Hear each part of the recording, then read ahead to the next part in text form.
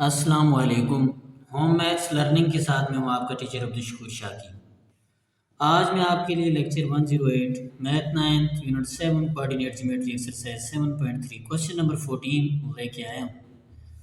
और question number 14 हमारे पास है, in each of the following check whether the two lines are parallel perpendicular neither parallel nor perpendicular to each other. ये कहता है कि आपके पास जो है जो लाइंस गिवन है, जिस तरह ये हमारे पास ये दो लाइंस हैं, ये कहता है कि आया कि ये पैरेलल है या ये परपेंडिकुलर है या इन दोनों में से कोई भी नहीं है, ना पैरेलल है ना परपेंडिकुलर है। तो चलते हैं सॉल्यूशन की तरफ। अब लाइंस को चेक करने के लिए हमें क्या करना पड़ेगा, लाइंस का स्लोप फाइंड करना पड़ेगा। अगर हमारे पास स्लोप इक्वल आते हैं तो इसका मतलब है वो पैरेलल है।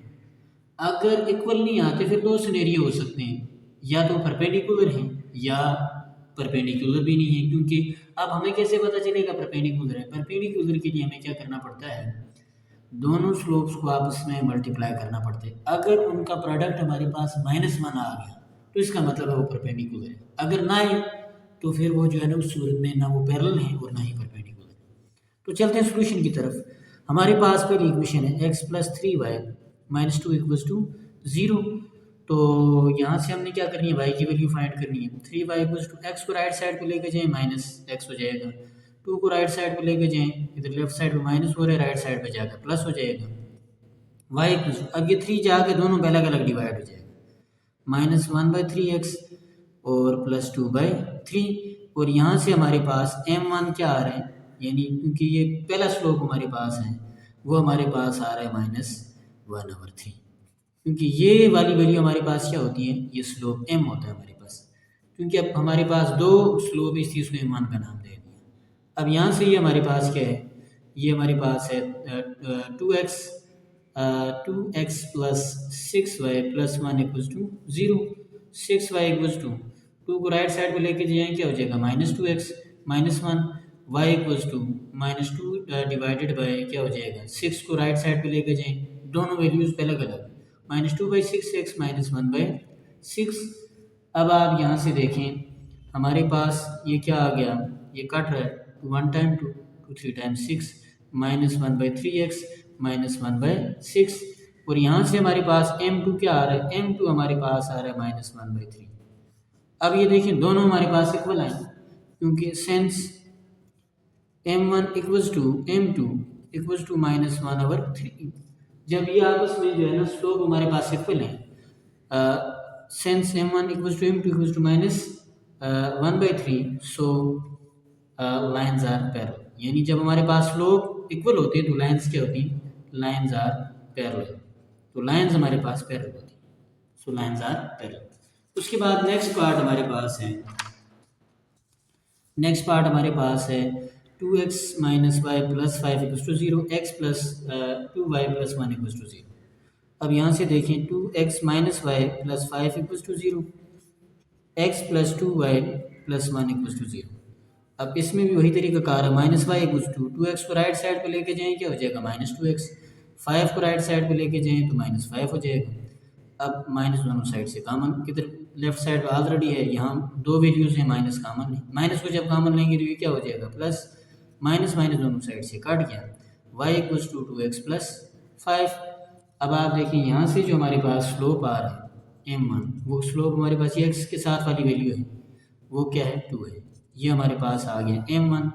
ऐसे ही हमारे पास यहाँ से देखिए, इससे भी निकालें, 2y = x को राइट साइड पे लेके जाएं -x हो जाएगा, 1 को राइट साइड पे लेके जाएं -1, y = -1/2x -1/2। तो अब यहाँ से देखिए इसमें स्लोप हमारे पास क्या बन रहा है, m2 = -1/2।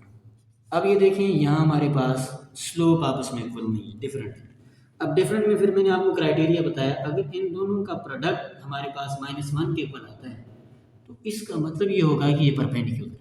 तो इनका प्रोडक्ट निकालते हैं, m1 × m2 = m1 हमारे पास 2 है और m2 हमारे पास -1/2 है, 2 से कट गया, क्या है हमारे पास -1, m1 × m2 हमारे पास -1 के इक्वल आया।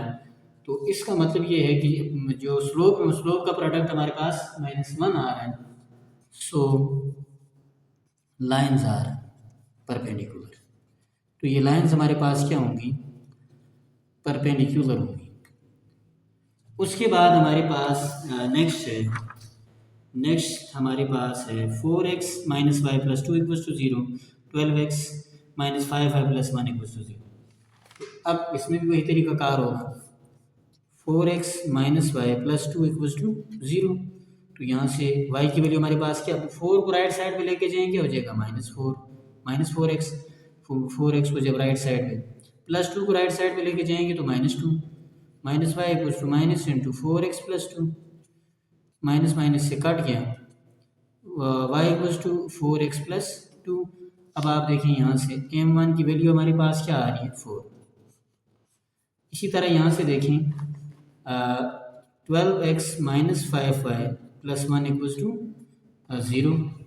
तो यहाँ से देखें -5y इक्वल्स टू 12 को राइट साइड पे लेके जाएं तो -12x हो जाएगा, और 1 को राइट साइड पे लेके जाएं तो माइनस, क्योंकि लेफ्ट साइड पे प्लस हो रहा है, -5y equals to minus into 12x plus 1, minus minus से कट गया, 5y equals to 12x plus 1, और y किसके इक्वल होगा, अब ये 5 जाकर इन दोनों वैल्यूज़ पर डिवाइड होगा, 12 divide by 5x plus 1 divide by 5।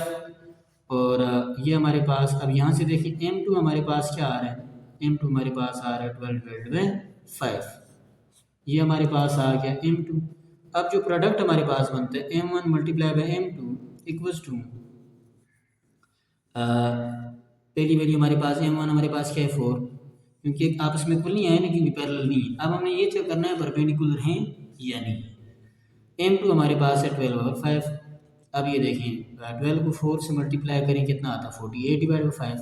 अब ये देखें इनका प्रोडक्ट भी हमारे पास -1 के इक्वल नहीं आया, नॉट इक्वल टू -1। तो लिहाजा एज हम ये कह सकते हैं एज स्लोप्स आर डिफरेंट, यानी पहली बात यह है कि स्लोप हमारे पास डिफरेंट है, आर डिफरेंट, एंड देयर